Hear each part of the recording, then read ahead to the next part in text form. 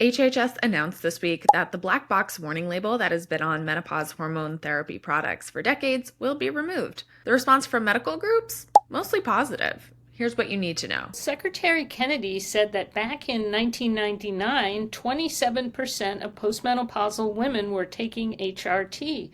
But that number plummeted starting in 2002 when the Women's Health Initiative study, or WHI, found that taking this therapy was associated with an increased risk of a breast cancer diagnosis. The risk wasn't statistically significant, according to Kennedy, but it caused a panic among women and their doctors, and the FDA decided to add the black box warning to the labels. The label was designed to frighten women and to silence doctors. It warned of diseases and dangers that the data simply did not support. He also said that actually hormone replacement therapy, quote, has been found to reduce the risks of cardiovascular disease and mortality by as much as 50%, Alzheimer's disease by 35%, and bone fractures by 50% to 60%, as well as reducing cognitive decline and all-cause mortality. HHS linked to studies supporting these figures, though some experts question the strength of this evidence. In the new label, the original language contained in the boxed warning will still be available to prescribers,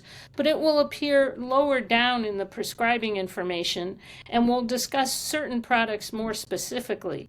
FDA Commissioner Marty Makary, who explained the changes in an article in JAMA, called the new labeling more nuanced. And at the press conference, Makary said that the WHI analyzed women who were treated with a form of progesterone that's not in common use today, and that drug may explain the finding of an increased risk of breast cancer diagnosis. The American College of Obstetricians and Gynecologists praised HHS for making the change and said that the new label would, quote, better allow patients and clinicians to engage in a shared decision-making process, unquote, about menopause symptoms.